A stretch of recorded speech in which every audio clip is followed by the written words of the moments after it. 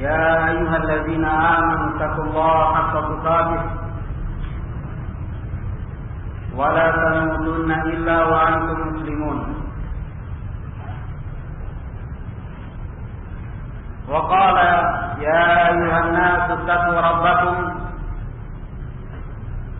الذي خلقكم من نفس واحدة وخلق منها زوجها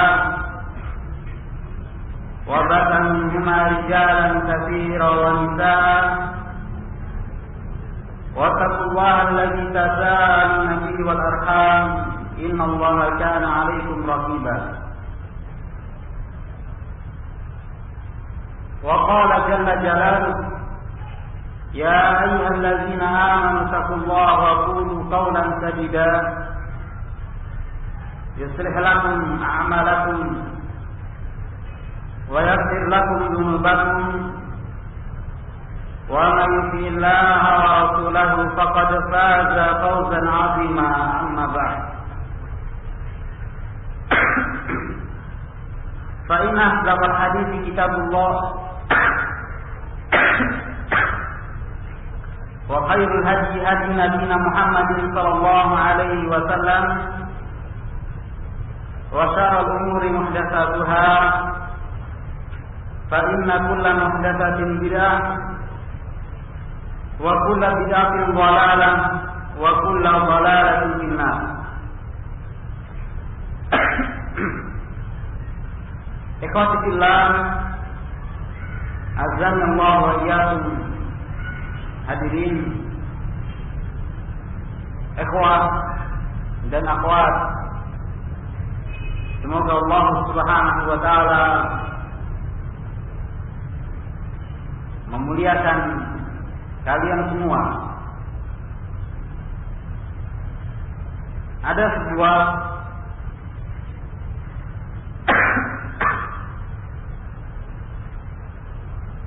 cerita singkat yang dikisahkan oleh sahabat yang mulia Abu Dzar radhiyallahu ta'ala anhu. Kata beliau, "Kuntu amshi ma'an Nabi sallallahu alaihi wasallam." Pernah suatu ketika aku berjalan bersama Nabi sallallahu alaihi wasallam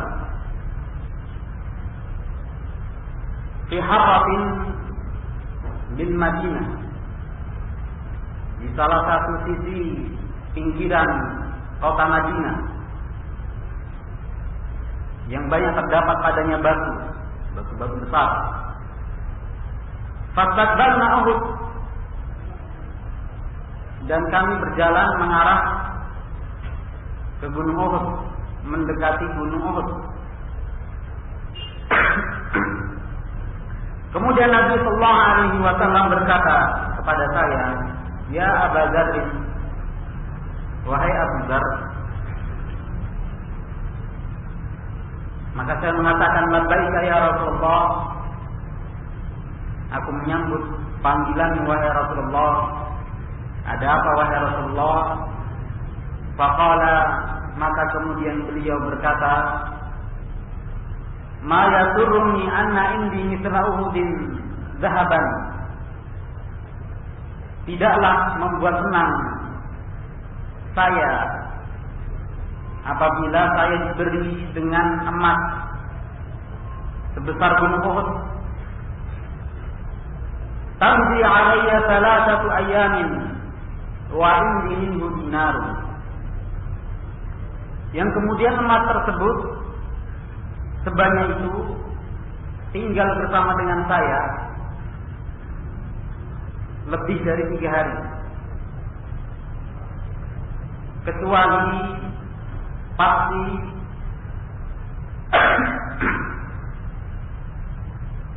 akan habis. Nah, tidaknya tersisa 1 dinar saja. Emas sebesar Gunung Uhud itu habis, tidak tertinggal bersama Nabi lebih dari 3 hari. illa syai'un arfuduhu li dainin, kecuali aku sisihkan sedikit darinya untuk membayar hutang. Illa an aqula bihi, kecuali aku akan mengatakan dan menjadikan dari emas tersebut fi ibadillahi hakadha wa hakadha, aku akan berikan kepada semua orang, tidak tersisa satu dinar pun, kecuali aku akan berikan kepada hamba-hamba Allah yang lainnya, orang-orang yang lainnya. Hakadha wa hakadha, beliau sambil mengisyaratkan biyaminihi wa shimali, dengan tangan kanan dan tangan kirinya. Artinya beliau akan habiskan uang tersebut, diberikan kepada orang.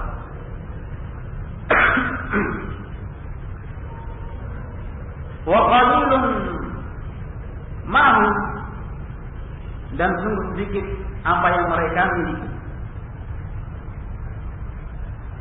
Tsumma qala, kemudian beliau melanjutkan berkata kepada saya,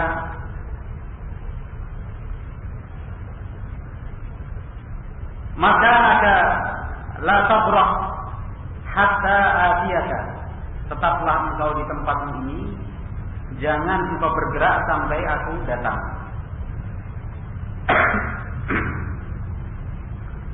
Tsumma talaqa fi sawadil laili hatta tawara, dan dia pun berjalan pergi di gelapnya malam, sampai tidak nampak. Fasami'tu sautan qad irtafa, dan aku mendengar suara yang keras. Fatakhawwaftu ayyakuna ahadun arada Nabi sallallahu alaihi wasallam, sehingga saya pun merasa khawatir sesuatu terjadi pada Nabi sallallahu alaihi wasallam.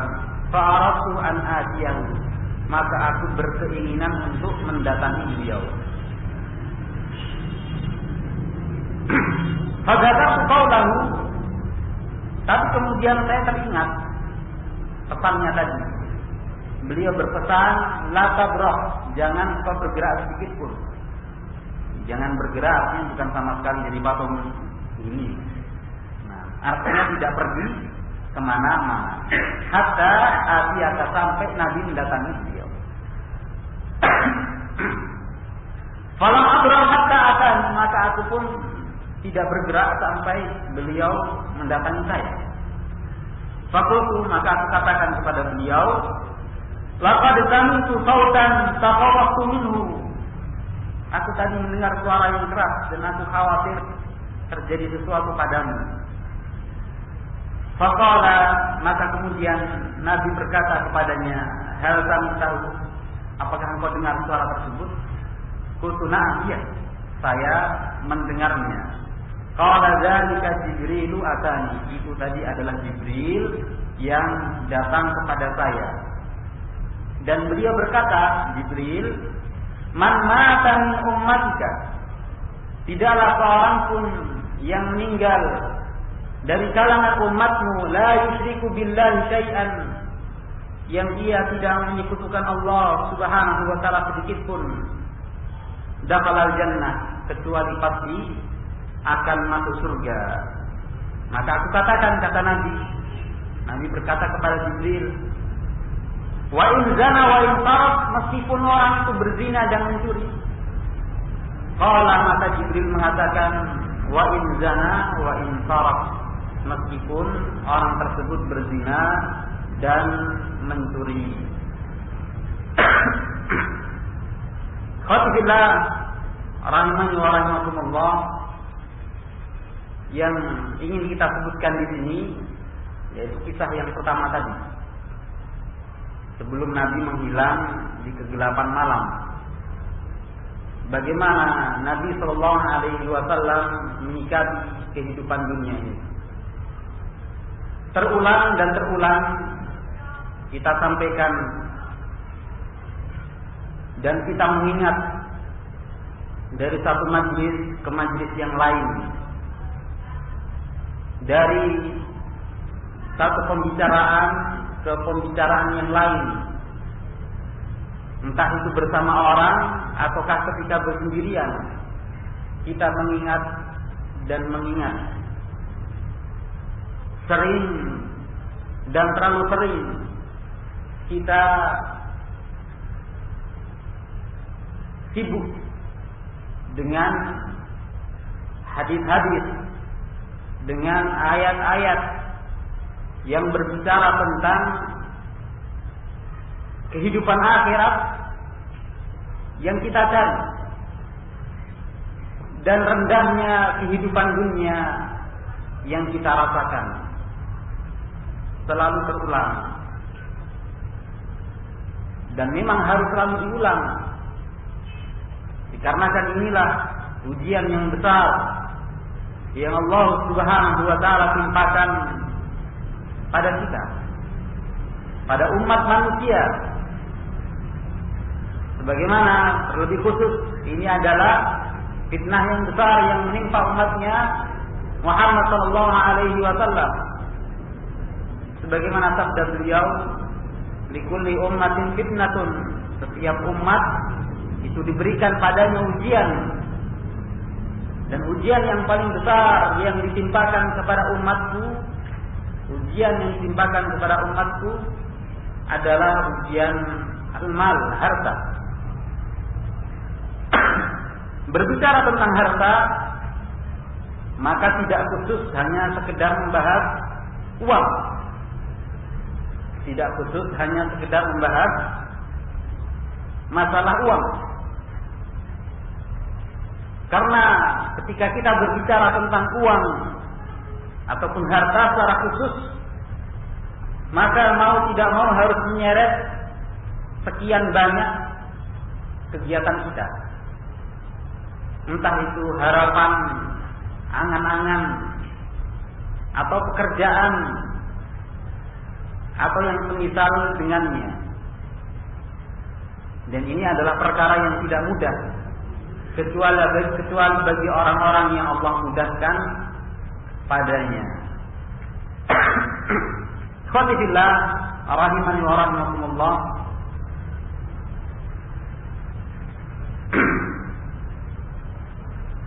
Setelah kita lewati pula pada waktu yang berlalu tentang keutamaan kefakiran, tentang keutamaan kefakiran. Hanya saja di sana untuk mempraktekannya ini tidak mudah. Bahkan ini pun dialami oleh para sahabat ridwanullah alaihim ajmain. Dalam sebuah kisah pula yang singkat, ketika Nabi sallallahu alaihi wasallam mengutus Abu Ubaidah bin Jarrah ke negeri Bahrain, pergi ke negeri Bahrain untuk mengambil apa? Jizyah, mengambil upeti, pajak. Nah, yang diberlakukan pada orang-orang kafir. Maka kemudian datanglah beliau beserta harta pajak dan upeti tersebut. Fasami'atil ansar bi qudum Abu Ubaidah, maka para sahabat Ansar pun mendengar datangnya Abu Ubaidah ibn al-Jarrah. Abu Ubaidah sudah datang. Berarti apa? Siap-siap dapat bagian. Siap-siap dapat bagian. Maka ketika Nabi sallallahu alaihi wasallam selesai menunaikan salat subuh bersama mereka, nah, selesai salat, fata'aradu lahu, maka mereka segera untuk mendatangi Nabi sallallahu alaihi wasallam, minta apa? Minta bagian. Fatabassama Rasulullah sallallahu alaihi wasallam, sehingga Rasul pun tersenyum kepada mereka. Hina ra'ahum, ketika Nabi melihat mereka. Tsumma qala, kemudian Nabi berkata, Azunnukum sami'tum anna Ubaidah bin al-Jarrah qadima atau qadima bi syai'in minal Bahrain. Nah, saya kira kalian ini memang telah mendengar tentang datangnya Abu Ubaidah bin Jarrah yang membawa sesuatu dari Bahrain, bicain sesuatu dari negeri Bahrain. Faqalu ajal ya Rasulullah, iya wahai Rasulullah, tentu wahai Rasulullah. Maka kemudian Nabi sallallahu alaihi wasallam menyatakan, absyiru, berbahagialah kalian. Berbahagialah kalian, wa amilu ma yasurukum, dan ambillah sesuatu yang menyenangkan kalian. Fa wallahi, maka demi Allah, mal faqra akhsha alaikum, bukanlah kefakiran yang aku khawatirkan menimpa kalian. Walakinni akhsha an tubsata alaikum dunya, hanya saja yang saya khawatirkan menimpa kalian adalah apabila dunia ini telah dibentangkan untuk kalian. Karena busitot, sebagaimana telah dibentangkan alaman kana qablakum, bagi orang-orang yang sebelum kalian. Fatanafasuha, maka mereka pun berlomba untuk mendapatkannya. Mereka berlomba untuk mendapatkannya. Nah, fatuhlikakum kama ahlakathum, sehingga hal tersebut membinasakan mereka, membinasakan kalian sebagaimana telah membinasakan mereka. Khawatir ini akan membinasakan kalian sebagaimana orang-orang sebelum kita ini binasa. Dan saya kira antum juga sudah mengetahui demikian banyaknya ayat dan hadis yang berbicara masalah ini. Entah itu berbicara secara khusus, nasihat secara khusus dari Nabi sallallahu alaihi wasallam, ataupun yang berwujud sebagai suatu cerita. Pernah kejadian demikian dan demikian, para sahabat itu kehidupannya seperti ini dan seperti itu. Saya kira juga antum sudah mengetahuinya. Sekarang permasalahannya, sebagian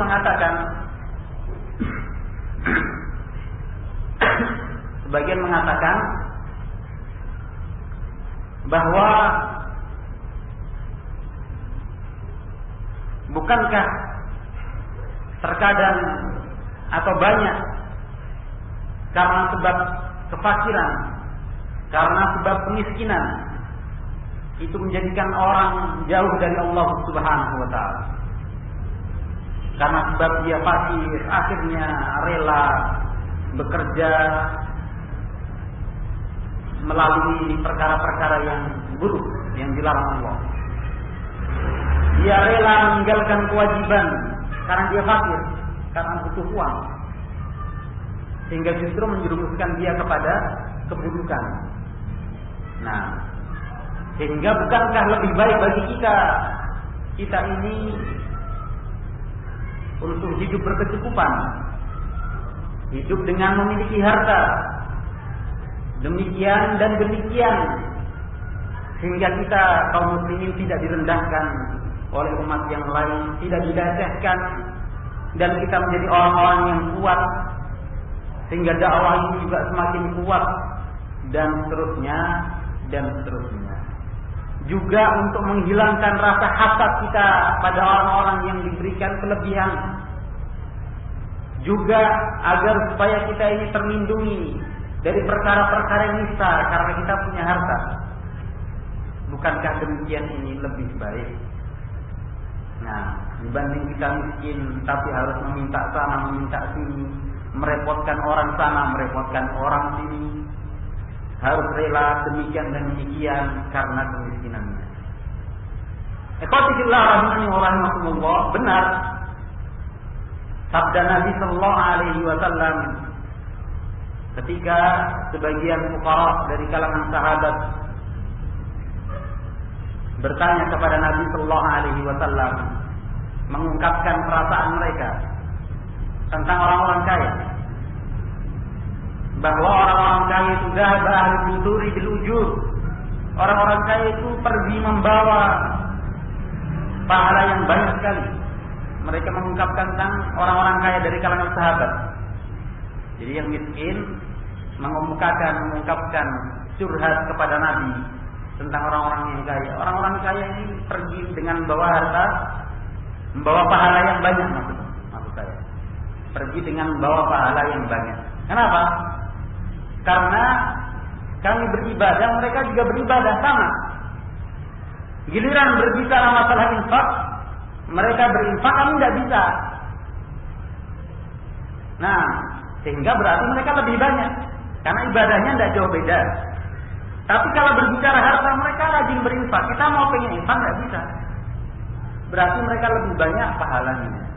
Maka Nabi Sallallahu Alaihi Wasallam mengajari, apakah kalian ingin sama dengan mereka? Maka Nabi mengajari dengan zikir. Nah, bahwa tasbih adalah sedekah.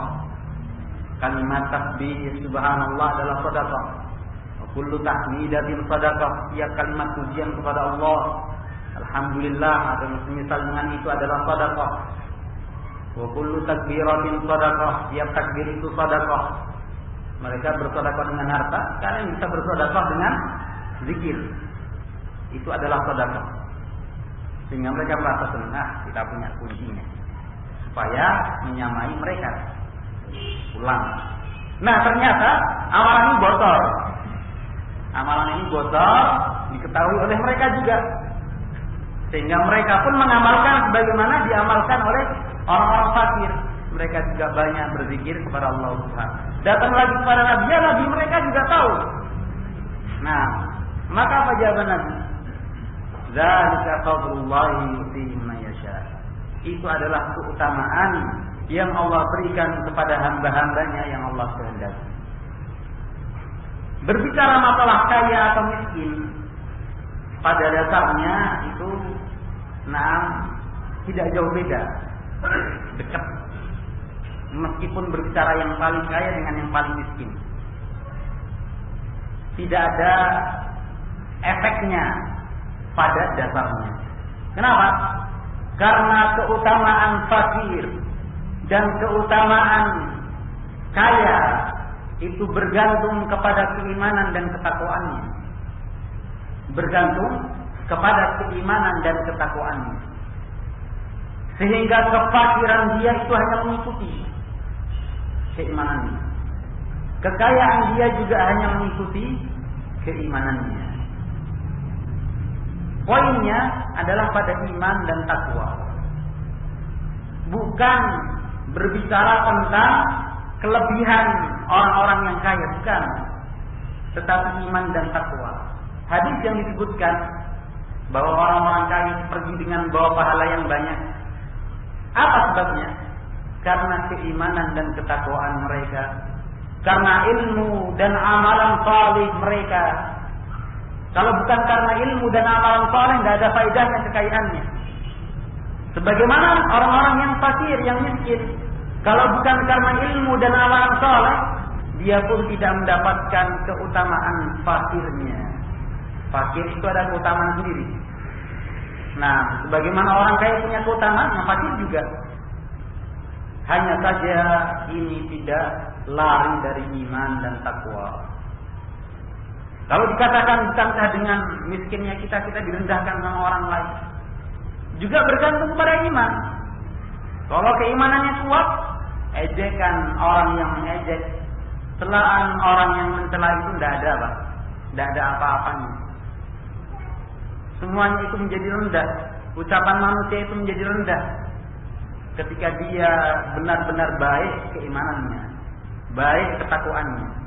Bagaimana kalau menimbulkan hasad dia kepada orang-orang kaya? Jika berbicara keimanan, itu menunjukkan kerendahnya iman dia. Kenapa dia hasad? Berarti dia rendah imannya. Nah, bagaimana kalau dia terjatuh pada amalan yang buruk? Dia rela melakukan keburukan dan rela meninggalkan kewajiban karena untuk mencari harta. Berarti rendah pula iman dan takwanya. Kalau kuat imannya tidak seperti itu. Kalau kuat iman dan ketakwaannya, tentu dia tidak akan melakukannya. Sebagaimana orang yang kaya. Sebagaimana orang yang kaya. Kalau bukan karena iman dan takwanya, dia tidak akan bersedekah, berinfak. Nah, Kalau bukan karena iman dan takwanya dengan rahmat dari Allah Subhanahu, maka dia pun bukan termasuk orang-orang yang saleh. Bukan termasuk orang-orang yang saleh. Nah, sehingga berapa banyak kita dapatkan orang-orang yang mungkin kita pandang rendah karena dia fakir, kita memintingkan mata kepada mereka, ini orang kayak gini. Tapi luar biasa dekatnya dia kepada Allah Subhanahu wa taala. Dekatnya dia kepada Allah Subhanahu wa taala. Ya memang risiko bagi orang yang miskin, orang yang fakir untuk bersabar, risiko dia sabar. Sebagaimana risikonya orang yang kaya itu harus banyak bersyukur. Dan tidak mudah. Tidaklah dikatakan syukur itu lebih mudah dibanding sabar. Siapa bilang mengatakan syukur itu lebih mudah dibanding sabar. Nah, dan tidak pula sabar dikatakan lebih sulit dari syukur. Siapa yang mengatakan sabar juga lebih sulit dari syukur? Nah, karena masing-masingnya ini menempati tempatnya. Masing-masingnya menempati tempatnya. Bisa jadi ketika ia merasakan kefakiran dengan sibuk dengan keilmuan, dengan amalan, dia sibuk dengan perkara yang demikian. Tapi giliran seandainya saja dia itu orang yang kaya, itu justru tidak sempat mikirkan ilmu, tidak sempat mikirkan amal, karena dia sebab penghasilannya pas-pasan sedikit.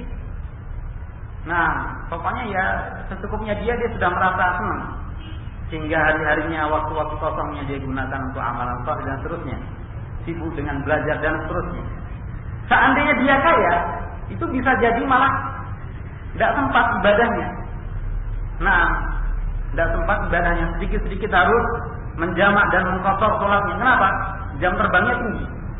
Hari ini harus ke Jakarta 2 hari, ada pulang harus ke Singapura lagi. Setelah itu harus ke Sulawesi, harus ke Kalimantan. Sibuk kesana kemari mikirkan usahanya. Akhir bulan harus mumet lagi, gaji karyawannya gimana? Saya punya karyawan 2.500 orang.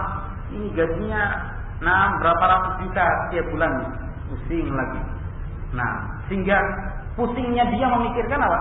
Harta yang dia miliki. Ya mungkin orang mikir, wah itu enak ya, naik mobil kemana-mana kalau di kota. Kalau keluar negeri naik pesawat. Nah, karena kalau naik perahu ke luar negeri capek, yang begitu.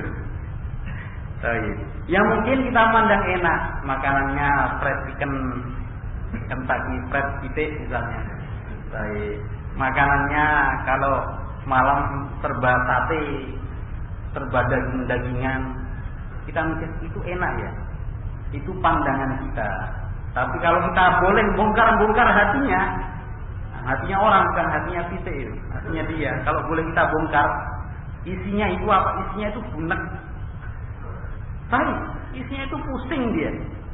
Kenapa? Harus mikir ini, harus mikir itu. Kalau karyawan itu dipikir, tapi kalau bos harus mikir karyawannya. Nah, sedangkan karyawan paling mikir keluarganya, sedangkan bos harus mikir banyak orang, kan gitu. Nah, kalau kita bongkar-bongkar mungkin lebih bunek dari kita. Kita paling utang, mikir, pusing, bayar utang berapa? 100.000, enggak lunas-lunas nih, 100.000. Pusing, dia mikirnya, saya punya utang 2 miliar nih, bingung nih caranya bayar gimana. Nah, penghasilan cuma 1,5 miliar, hutangnya 2 miliar. Kalau kita mungkin, Masya Allah, penghasilannya 1,5 miliar setahun. Nah, kita cuma berapa ratus ribu sebulan. Nah, akan tapi semuanya ini kembali kepada iman dan takwanya. Ini kembali kepada keimanan dan ketakwaannya. Sebagaimana dikatakan oleh sebagian salaf tentang ahlul hadis, man talabal hadisi aflas. Orang yang mencari hadis harus siap apa? Siap rugi, harus siap bangkrut, harus siap gulung tikar. Nah, orang yang mencari hadis, orang yang mencari ilmu, kenapa? Karena harus mengorbankan dunianya, harus siap-siap jadi orang fakir. Orang jadi santri, ya harus siap-siap jadi orang fakir. Kalau antum punya anak-anak dipondokkan Nah, menjadi santri, orang tua juga harus siap. Anak saya harus siap jadi orang apa? Miskin. Meskipun nanti juga jadi orang kaya, seandainya. Tapi harus siap yang pertama. Ini ajarannya salaf. Bukan kita diperintahkan miskin, bukan. Tetapi ini resiko. Sebagaimana resikonya orang yang usaha harus siap jadi orang kaya. Orang yang usahanya lancar, urusan dunianya, tajirun ghaniyun, usaha ini usaha itu harus siap jadi apa? Harus siap jadi orang kaya. Karena dia sibuk ngurusi usahanya. Sedangkan orang yang belajar ilmu agama, sibuknya ngurusi agama, dia harus siap jadi orang miskin. Begitu ya. Nah, jangan sibuk agama harus siap jadi orang kaya. Lo dikira agama itu untuk nyari duit. Nah, dikira agama untuk nyari duit. Barang siapa yang amalan saleh yang harus diniatkan karena Allah Subhanahu wa taala, ikhlas karena Allah Subhanahu, kemudian dia susupi hanya ingin mendapatkan kenikmatan dunia, kata Nabi sallallahu alaihi wasallam, la yajid raihatal jannah. Ia tidak akan mencium wanginya surga. Jadi amalan yang seharusnya ikhlas karena Allah, memang tujuannya hanya untuk Allah murni, tapi dia ganti keinginannya untuk apa? Kehidupan dunia, maka ia tidak akan mencium wanginya surga. Misalnya apa? Orang yang mempelajari Al-Quran, mempelajari hadis, mempelajari ilmu syar'i, tapi dia niatkan, wah nanti jadi kiai, wah lumayan, saya bisa ini bisa itu, wah bisa punya ini bisa punya itu. Nah, ini dikhawatirkan. Justru sebaliknya, ia harus siap pusing 7 keliling begitu untuk memikirkan apa yang menjadi tanggungannya. Mungkin orang bisa berpikir sederhana. Apa mikir sederhana? Ya mikir keluarganya selesai. Nah, tetapi seorang alim atau seorang dai harus rela mengorbankan waktunya mikir banyak orang. Kalau cuma mikir keluarganya ya tidak ada dakwah. Nah, kalau masing-masing kita sibuk, sudahlah. Nah, kalian sibuk dengan urusan keluarga, ya sudah saya juga sibuk urusan keluarga. Kalian belajar sendiri-sendiri aja. Kalau kira-kira seperti itu, seandainya semua ulama seperti itu, meskipun tidak akan mungkin, cuma misalnya, kira-kira kita jadi apa? Baik. Kira-kira apa? Kita ini tidak ada wujudnya sebagai orang-orang yang saleh. Nah, tidak ada wujudnya sebagai orang-orang yang saleh. Dan ini adalah fadilahnya para ulama. Hafidhahumullah wa rahimahumullah jami'an. Mereka rela mengorbankan waktu siang dan malamnya untuk memikirkan kita. Sayangnya kita tidak mau dipikirin. Nah, tidak mau membantu mereka di dalam dakwah ini, dan mudah-mudahan tentunya kita menjadi orang-orang yang memudahkan dakwah ini. Sekarang misalnya Mas datang ke Indonesia jauh-jauh, apa cuma karena pengen naik pesawat? Hah? Kalau cuma pengen naik pesawat gampang, kan begitu. Nah, bukan karena itu, atau karena ingin rekreasi lah. Kebetulan belum pernah ke Indonesia ini, ada tawaran asik juga pergi ke Indonesia. Apa seperti itu? La wallahi la, bukan karena demikian.